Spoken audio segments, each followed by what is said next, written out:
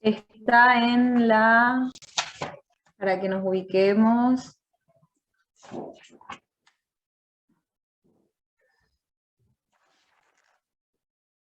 en la unidad 6.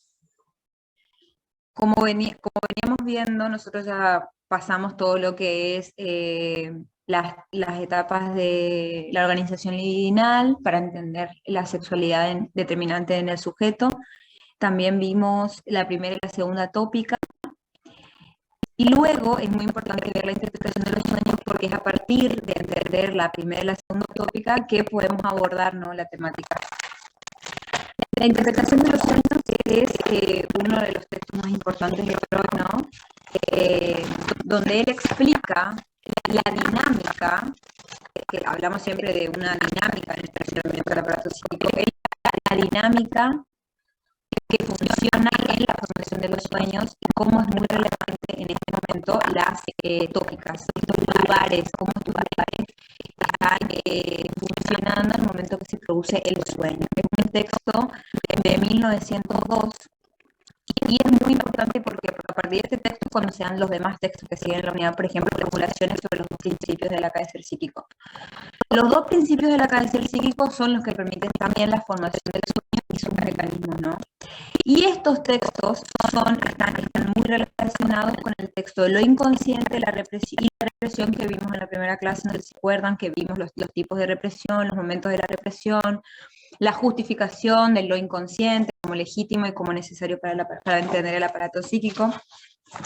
Bueno, Freud explica, para entender, ¿no?, la función y la formación del sueño, explica el aparato psíquico con el modelo del peine, como ya les dije, como un peine invertido, ¿no? Un peine con dientes invertidos para arriba, como una forma de hacer más gráfico, ¿no?, cómo funciona este aparato psíquico. Este aparato psíquico, como veníamos diciendo, está dividido en sistemas. ¿Qué sistemas? Localidades psíquicas.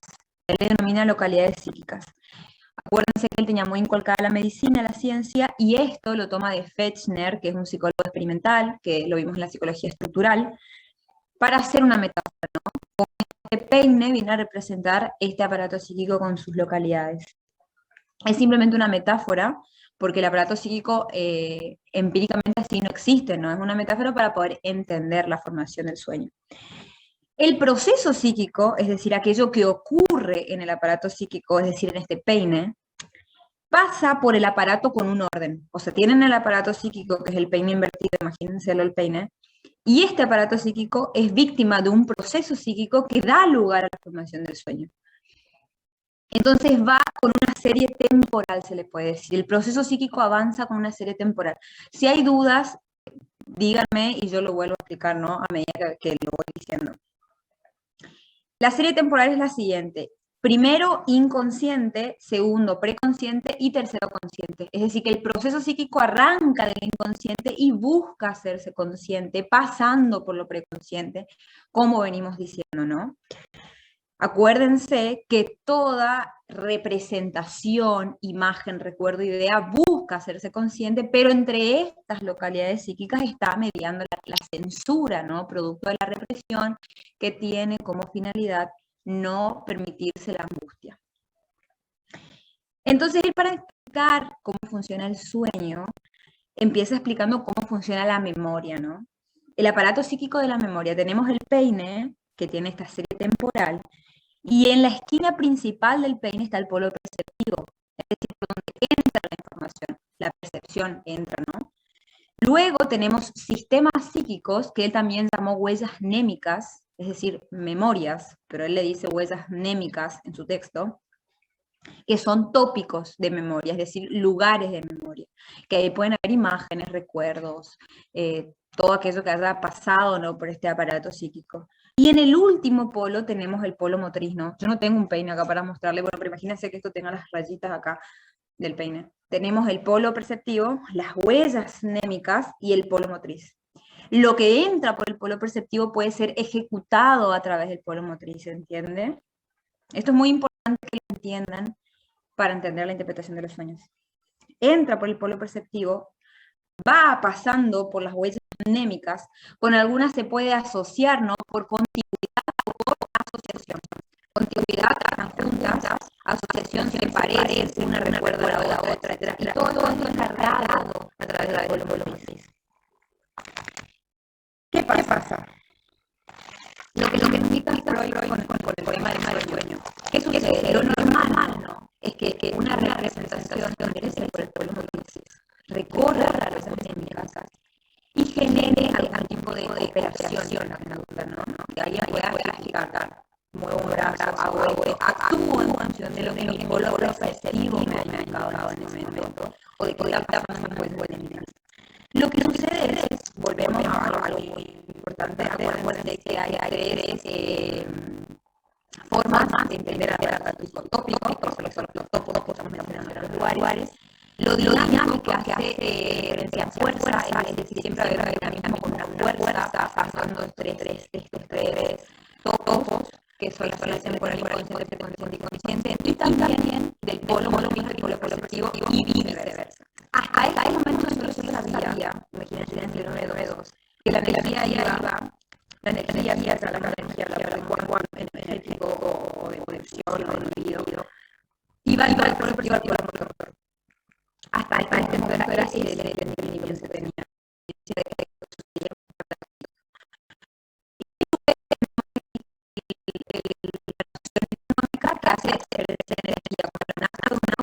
La energía se produce el movimiento dinámico de estas fuerzas. ¿Qué pasa? La energía psíquica recorre los polos y tiene que recorrer el polo perceptivo al cargarse el polo motor. Lo que sucede en el sueño es una regresión del entonces lo que no se descarga se satisface ilusoriamente, es decir, que esto también se ve en las alucinaciones, ¿no? Es muy importante esto entenderlo para comprender cómo, bueno, quizás más adelante en las unidades, no sé si o en psicopatología, si en psicopatología en esa materia no, ven psicosis, esquizofrenia, bueno, para entender cómo se satisfacen alucinatoriamente los deseos. Entonces, ¿qué pasa? Ahí Freud denomina en la interpretación de los sueños que no solamente hay un movimiento progrediente de la energía psíquica, es decir, del polo perceptivo al polo motor, sino que también hay un movimiento regrediente que va del motor al perceptivo, es decir, a la inversa, recorriendo las huellas anémicas. El sueño funciona de manera regrediente porque intenta llegar al polo perceptivo, aunque nunca llega totalmente. ¿Alguien recuerda por qué nunca llega totalmente? ¿Qué estaba operando que impide que llegue tal cual esa información que busca aparecerse de manera consciente, ¿no? Porque en el sueño se elabora algo, se figura un sueño, un contenido manifiesto y un contenido latente, pero este contenido nunca es claro, ¿no? O la persona quizás nunca lo recuerda totalmente. ¿Por qué no lo recuerda totalmente la persona? ¿Qué opera entre las instancias que le impide recordar?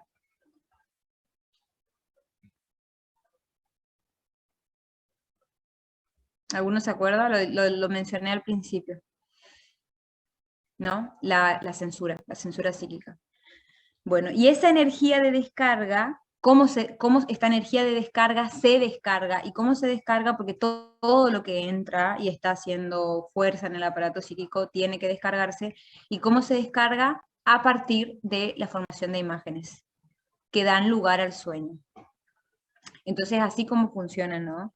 Y también en las alucinaciones. Entonces, a este apartado Freud denominó la satisfacción alucinatoria de los deseos. Todo lo que no se pudo descargar retrocede hacia el polo perceptivo. ¿Se entiende? Bueno, esto sucede para la formación del sueño, ¿no? La persona no puede quizás hacer el movimiento normal, progrediente de este polo motor a este polo perceptivo, y se producen las formaciones del inconsciente en forma de sueño. Luego Freud, después de escuchar varios sueños, relatos sobre sueños, él intenta entender por qué los sueños eran tan incomprensibles, estaban llenos de lagunas que no permitían a la persona entender el contenido claramente, y llega a la conclusión de que uno operaba la censura, ¿no? La censura hacía que la información completa llegue por partes y llegue censurada, o sea, deformada para poder acceder a la conciencia. Es decir, ¿se acuerdan que la represión hace que cierta representación no se haga consciente a modo de mecanismo de defensa? Bueno, a través de la deformación propia del sueño, esta información y esta representación llegaba coartada, se puede llegar a decir, mutilada por partes, deformada. Entonces, ¿qué pasa? En el sueño hay mecanismos. Y acá viene este texto que también está en esta unidad que se llama Sobre los dos principios del acaecer psíquico. Cuando hablamos de acaecer psíquico, hablamos de todo cuánto sucede en el aparato psíquico y cuánto gobierna el proceso psíquico en sí, que tenemos los dos principios, tenemos el principio primario y el principio secundario. El principio primario es el que gobierna y sostiene el funcionamiento del inconsciente, es decir, aquel que permite que este inconsciente esté guiado por la ley de no contradicción, de ambigüedad, es decir, el inconsciente donde nada tiene sentido, ¿no? Porque son representaciones que son negadas, son muy cargadas de pulsión, ¿no? Y de mucha excitación, y quizás no están tan sometidas a un pensamiento como para poder entenderlas, porque justamente están relegadas. En cambio, el proceso secundario es el proceso propio de la conciencia porque es el proceso consciente. Entonces, el proceso primario es inconsciente, es más primitivo, es lo que está censurado, y el proceso secundario es el proceso de todo lo que está en la conciencia activa, ¿no? Lo que uno elige pensar, lo que está más, está guiado por la meditación, ¿no? Y también guiado por el principio de realidad. En cambio, en el inconsciente, que está regido por el proceso primario, hablamos de un principio de placer, donde no hay censura, no hay diques anímicos, hay más actuación de deseo.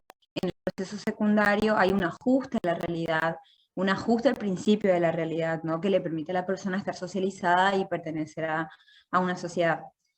Entonces, como en el inconsciente media este proceso primario, aquello que va a acceder a la conciencia, no, y como accede en modo de sueño, en la interpretación de los sueños, no accede bajo la primacía del proceso secundario, como acceden las ideas cuando estamos en un plano consciente despiertos y la barrera de la censura está más alta y más, la conciencia está más protegida. Lo que sucede es que operan mecanismos como el desplazamiento y la condensación. La condensación es uno de los mecanismos del sueño para poder deformar la información. ¿Cómo actúa la condensación? Por ejemplo, una imagen, una persona, una representación, condensan dos cosas diferentes y quizás para hacerlo más confuso, se condensan dos cosas diferentes. Es decir, no sé, él da un ejemplo en este texto, un tío que quería mucho con un tío que no quería nada, y era la cara de uno con el bigote del otro. Entonces acá vemos el principio de contradicción, es decir, pueden dos cosas ser y no ser, o condensar opuestos, ¿no? Entonces es muy difícil, imagínense, en la interpretación de los sueños, que básicamente lo que en este texto él relata son intentos de interpretación de sueños, interpretar cuando operan estos mecanismos que hacen que el contenido manifiesto del sueño sea muy confuso. Eso por un lado. Y por otro lado también opera el mecanismo del desplazamiento. El desplazamiento básicamente lo que hace es que se desplace la carga que tiene una imagen muy importante en una imagen que no es tan importante. Entonces, por ejemplo, aparece una persona o una situación en el sueño que a la persona de manera consciente no le importa tanto, con características que sí le importan mucho, o una característica de una persona que es muy valorada, es una persona que no es valorada. Entonces, esto también dice, el sueño lo hace muy confuso, ¿no? Porque hay desplazamiento de funciones, desplazamiento de afectos, desplazamientos de representaciones que hacen justamente que la idea del sueño pueda acceder a la conciencia, porque lo que sucede cuando uno sueña está en el plano de lo consciente, aunque sean formaciones del inconsciente, está en el plano de lo consciente. Entonces operan estos mecanismos y ahí, a partir de hablar de estos mecanismos, Freud establece que hay dos contenidos del sueño.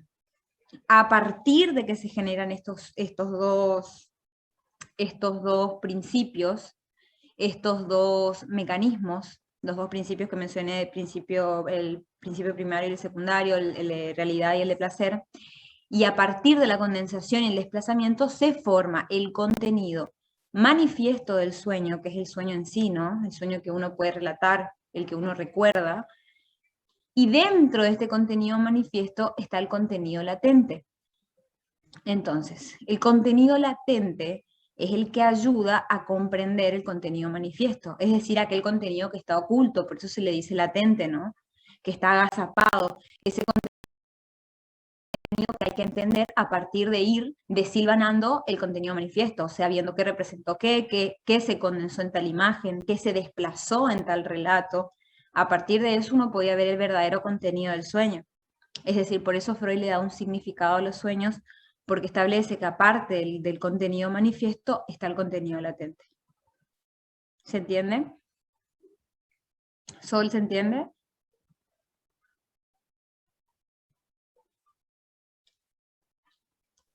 Sí, Tama, perfecto. Bueno, bien. Eso es con respecto al sueño lo más importante que tienen que saber. Más que eso no creo que les pregunten. Yo no sé si alguno de ustedes ya cursó la materia, se acuerda de alguna pregunta de interpretación de los sueños.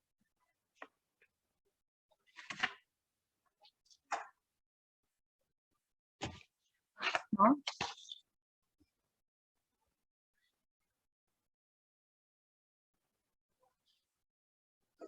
Bueno, en relación a los dos principios del acaecer psíquico, que es uno de los textos más importantes del programa, y por qué se relaciona tan íntimamente con la interpretación de los sueños. Una vez que Freud establece en un segundo momento que aparte del proceso primario, que es que es un proceso muy pulsional, muy inconsciente, muy relegado al principio de placer, establece que el ser humano luego puede generar un principio de funcionamiento secundario, que es el principio de realidad. Y este principio le permite aplazar deseos, aplazar demandas y poder vivir en sociedad. ¿Qué pasa? ¿Y por qué tiene que ver con la formación del sueño? La suspensión de la descarga motriz, que es la descarga motriz, está en el polo motriz y es simplemente el paso para la acción, fue procurada por el proceso de pensar. Es decir, una vez que se establece en el ser humano el proceso del pensamiento, es decir, el poder pensar en imágenes, poder pensar situaciones, poder suponer cosas, es cuando puede no pasar a la acción y establecer el mecanismo de pensamiento para poder aplazar cosas y tolerar situaciones. ¿Me explico? Entonces él nos dice, fue procurada por el proceso de pensar que se constituyó desde el representar. Una vez que el sujeto puede representar, puede aplazar descargas motrices. ¿Qué pasa? El aplazar descargas motrices, nos dice Freud, es lo que hace que haya un motor para el sueño, porque es a partir de esto que no se descarga que también se puede producir material onírico, o sea, material onírico, material para el sueño. El pensar fue dotado de propiedades que posibilitaron al aparato anímico, todo el aparato anímico, es decir, al ánimo, al aparato psíquico en sí, soportar la tensión de estímulo elevada durante el aplazamiento de la descarga. Es decir, si el ser humano, este texto se llama sobre los dos principios del acaecer psíquico, es otro, es diferente a la interpretación de los sueños, lo aclaro, pero los piden juntos en el programa porque tienen mucha relación. ¿Qué pasa? Soportan la tensión del estímulo, es decir, el estímulo ingresa por el polo perceptivo, como les dije, y busca ser descargado, pero a partir del proceso del pensar, que se instaura como una nueva función, el ser humano soporta la tensión de la descarga, entonces puede no descargar, porque a veces no es lo mejor descargar, porque a veces el descargar está muy ligado al principio de placer inmediato, puede no descargar y puede tolerar ciertas tensiones a partir del pensamiento que le permite representar situaciones donde podría descargar esa tensión y qué pasaría si las descargara y puede como medir consecuencias, ¿no? Entonces, esto es el proceso secundario. El primario es la descarga, viene el pensamiento, viene la representación y se descarga, y el secundario es pensar qué pasaría si se accede a esa descarga y pensar consecuencias de los actos, ¿no? Por eso el pensamiento secundario el proceso secundario, perdón, es muy importante. Es en lo esencial una acción tentativa con desplazamiento de cantidades más pequeñas de investidura. Es decir, el paso inmediato a la acción, es decir, a través de la descarga motora, habilita a una descarga muy grande de tensión inmediata, que produce un alivio, porque como siempre decimos, el alivio tiene que ver con la disminución de la tensión, produce un alivio, pero es un alivio en el corto plazo. ¿Se entiende? Y a partir del proceso de pensar, es decir, del proceso secundario, que es uno de los dos principios del acaecer psíquico, permite liberar pequeñas cantidades de tensión de forma más pausada, que no signifiquen tantos estragos en la vida del sujeto, ¿no?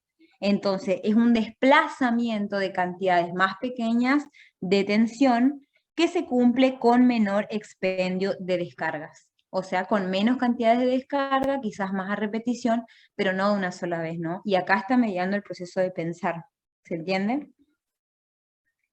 El relevo del principio de placer en el aparato psíquico por el principio de realidad, con las consecuencias psíquicas que de él se siguen y que en esta exposición esquemática hemos condensado en un único párrafo, en verdad no se cumple de una sola vez ni simultáneamente en toda la línea. Es decir, no es que la persona suplanta el principio de placer por el principio de realidad de una sola vez y para siempre, sino que es un constante rehacer y rearmar para poder ajustarse, ¿no? Para poder hacer que estos dos principios estén como amigados, ¿no? Es decir, sí, la persona hace acciones tendientes a la descarga de placer, a la obtención de placer, pero siempre ajustado a la realidad, es decir, amigándose con el principio de realidad. Por eso Freud nos aclara que no se cumple de una vez para siempre, ¿no? Sino que es paulatino y que la persona siempre está sujeta a eso, ¿no? A rever. Esto no es un proceso consciente, ¿no? No es que uno se da cuenta cuando está negociando, no, principio de placer o principio de realidad, sino que es algo que se da de manera más automática. Pues mientras este desarrollo se cumple, las pulsiones yoicas, ¿se acuerdan? Las pulsiones yoicas son aquellas representantes del yo. ¿Se acuerdan que el yo es el que está al medio, la instancia que está al medio entre el ello y el super yo y tiene que negociar constantemente para mantener a los dos conformes a través de formaciones de compromiso? Las pulsiones sexuales se deshacen de él de manera muy sustantiva, es decir, las pulsiones sexuales no pueden inervar directamente el polo motriz y descargarse, sino que tienen que pasar por el proceso de pensar y ajustarse a la realidad. A eso se refiere.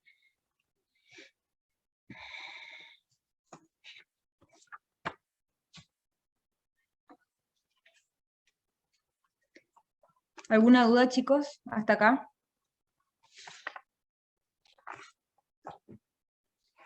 Esos serían los dos principios. Si hay alguna duda de los principios, así la respondo. ¿No? Bueno. Y ahora otro texto que me parece muy importante, que de los más importantes de la unidad 6, es el texto de la angustia. Freud escribe dos textos sobre la angustia. El primero, que es el más viejo, que es el que vimos en la clase pasada, que él habla de es escrito luego del texto de la represión, que él habla de que la angustia es un efecto de la represión. No, perdón. En el primer texto Freud nos dice que la represión es producto de la angustia. Entonces ponemos la angustia en primer lugar, ¿no? La angustia en primer lugar quiere decir que yo siento angustia por una cierta cosa que me está pasando, entonces reprimo. Reprimo y la finalidad de la represión y la censura es evitar esa angustia. Eso es lo que sucede en este momento. Y esa es la primera teoría de la angustia de Freud. La angustia entonces como un efecto motor de la represión. Esa es la segunda teoría. La segunda teoría lo que nos dice es que no es que uno reprime para evitar la angustia, sino que la angustia es efecto de haber reprimido. Y acá él, para hacerlo más gráfico, para que se entienda, él escribe este texto a la altura del caso Juanito, que el caso Juanito es un caso de fobia, de sus casos más importantes, donde habla de un niño de 8 años que le tenía fobia a los animales grandes, específicamente a las jirafas. Le tenía mucha fobia y esto les despertaba muchísima angustia. Entonces, ¿qué pasa? La angustia, en este caso, es resultado de la represión. Y a este apartado de su obra, él denominó síntoma, inhibición y angustia. ¿Por qué? Porque si bien antes la represión era resultado de la angustia, ahora la angustia es resultado de la represión y esta represión lleva a una inhibición. ¿Y por qué él hace la comparación con la fobia? Como se acuerdan, en la primera tópica, su primer escrito sobre angustia, él dice que hay 3 destinos del afecto, es decir, de la emoción, luego de que se reprime la angustia. Primero se sofoca, que es cuando hablamos de una represión bien lograda. En segundo lugar se transforma en algo diferente, como por ejemplo una obsesión, una fobia, una neurosis obsesiva muy marcada. Y en tercer lugar, el afecto se muda de una representación angustiosa a una representación inocua, que es inocua, una representación sin sentido, sin importancia.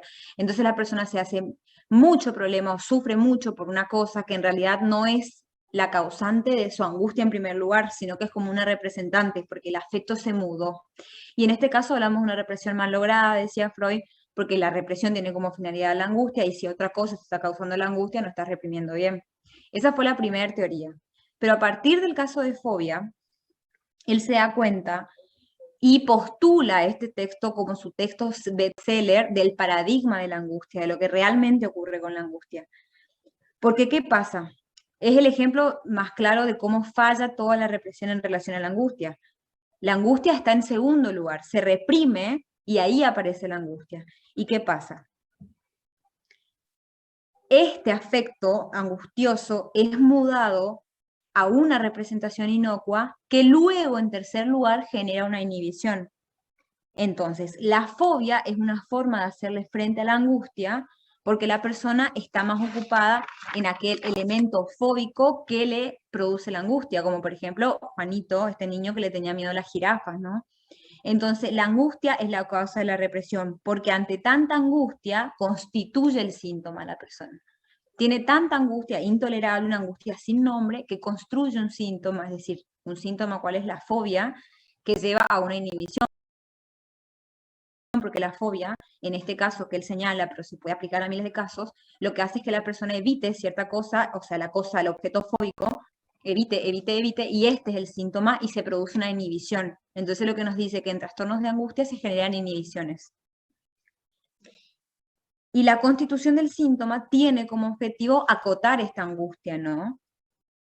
Como tapando, como taponando, como un dique esta angustia, pero siempre es mal lograda, ¿no? Porque toda la fobia nos va a indicar algo, es decir, funciona porque quizás no está pensando tanto en la angustia, pero está pensando en la fobia, en este miedo, porque la fobia se afectiviza más como miedo que como angustia. Entonces él cambia los tipos, los términos. Los términos en que en realidad no es que la angustia genera represión, sino que la represión genera angustia, y si esta represión de la angustia es muy investida libidinalmente, lo que se produce es una inhibición. ¿Se entiende? Por eso el texto, que es uno de los textos que les pide, se llaman síntoma, inhibición y angustia, y tienen que ubicarlo temporalmente porque es el texto que sigue al primero, y él hace todo un cambio. A partir de este caso de fobia que a él le llega, él hace un cambio de los términos en los cuales ubica temporalmente cada fenómeno.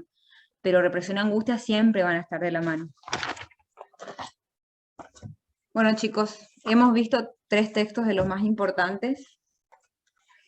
No sé si tienen alguna duda, si no quedó claro algo, o si tienen alguna duda de otro tema que no haya visto hoy, que no hayamos visto hoy, que quieren hacer.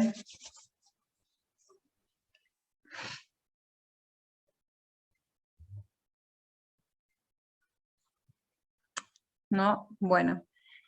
Chicos, cuando ustedes se inscriben, una pregunta, ¿no? ¿Ustedes rellenan un formulario? ¿Pudieron rellenar el formulario de inscripción? Porque estaría bueno que lo formulen, porque nosotros queremos saber quiénes se inscriben, estar al tanto de quiénes son, como conocerlos más, ¿no? Saber quiénes participan. Así que si pueden completar los formularios, o sea, el link siempre se pasa, pero lo que estaría bueno es que completen el formulario con los datos, así a nosotros ya nos queda sentado. Sol, ¿tenés algo para decir? Vamos cerrando. No hay dudas. No, todo bien, está todo bien. Chicos, ¿entendieron todos? ¿Alguna ¿Alguna duda duda? de lo que vimos la clase pasada? No sé si quedó alguna.